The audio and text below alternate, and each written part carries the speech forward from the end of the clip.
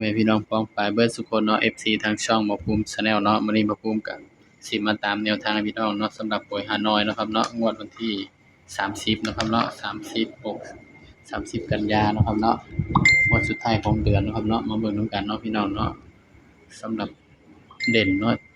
78 678เนาะครับเนาะมาเบิ่งผลมันออกนำกันบัดนี้พี่น้องสำหรับผลมันออกเนาะน้อยพิเศษพี่น้องน้อยพิเศษออกเนาะสำหรับน้อยพิเศษออก576พี่น้องข้างล่างออก52น้อยปกติบัดนี้พี่น้องน้อยปกติ036ข้างล่าง26น้อย VIP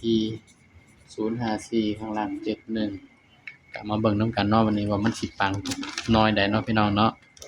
สำหรับเด่นเนาะเด่น678เนาะพี่น้องเนาะสำหรับรอบพิเศษเนาะก็เข้าเด่นนำกันเนาะพี่น้องเด่นมันมาทั้ง2ตัวเลยเนาะนี่แต่ว่าบ่ภูมิจอบ่เข้าเนาะให้79 70 71นี่มารอบปกติ036ก็มาทั้งล่างข้างบนเนาะสำหรับตัวเด่นนี่พี่น้องนี่เข้าทั้งล่างข้างบนเนาะตัวเด่นเนาะแต่ว่าเจาะบ่เข้าเด้อพี่น้องรอบ VIP 054ข้างล่าง71มาเข้า VIP พี่น้องก็เสียดายเนาะครับเนาะที่เจาะบ่เข้าเนาะพี่น้องเนาะเพราะหยังบ่ภูมิก็ให้น้อยคู่เนาะก็เลยเสียดายอยู่พี่น้องเพราะฉะนั้นก็ไปกันต่อเนาะงวดวันที่1เด้อพี่น้องเด้อบัดนี้1ตุลา68เนาะสำหรับแนวทางฮานอยเนาะครับเนาะตามกันต่อเลยครับ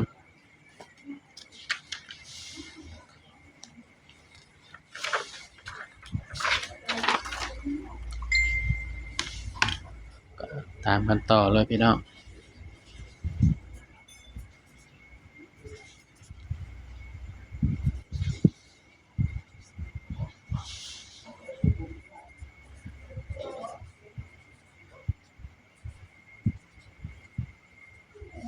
มัดรวมเนาะพี่น้องเนาะแล้วแต่สิไปเนาะพี่น้องไปน้อยใดก็ได้เนาะแต่ว่าแต่หลักก็คนที่มักนิยมก็คือ3น้อยเนาะพี่น้องพิเศษแล้วก็ปกติแล้วก็ VIP เนาะแล้วก็กาซาดที่แบบบ่ภูมิเห็นคนเล่นบ่อยๆเนาะมาเบิ่งเด่นนำกันเนาะบัดนี้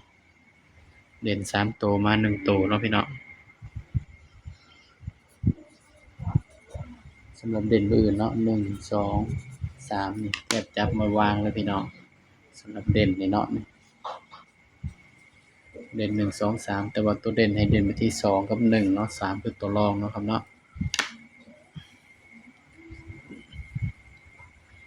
จับคู่นำบ่ภูมิเลยพี่น้องบัดจับ1ก่อนเนาะ4 15 16 19 24 25 26 29เนาะ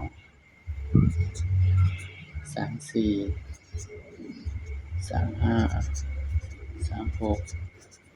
39ชุด3ตัวพี่น้อง239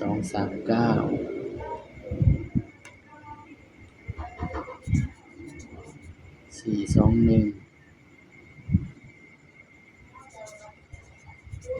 532นี่คือชุด3ตัวเนาะครับเนาะสำหรับเด่นเนาะมาภูมิมักที่1บางเทื่อพี่น้องอาจสิมักบ่คือกันก็ได้เนาะอันนี้คือตัวบ่ภูมิมักเนาะพี่น้องเนาะนี่ก็เป็นเพียงแนวทางเนาะสำหรับฮานอยเนาะพี่น้องเนาะ3น้อยเด้อครับเด้อนี่ย้ำว่าตัวเลขก็เป็นเพียงแนวทางเนาะพี่น้องเนาะมีเข้ามีหลุดเนาะถ้าไปมักแนวทางบ่ภูมิก็ฝากพี่น้องกดไลค์กดแชร์กดติดตามบ่ภูมิ Channel ด้วยนะครับเด้อสำหรับคลิปนี้ก็สบายดีครับ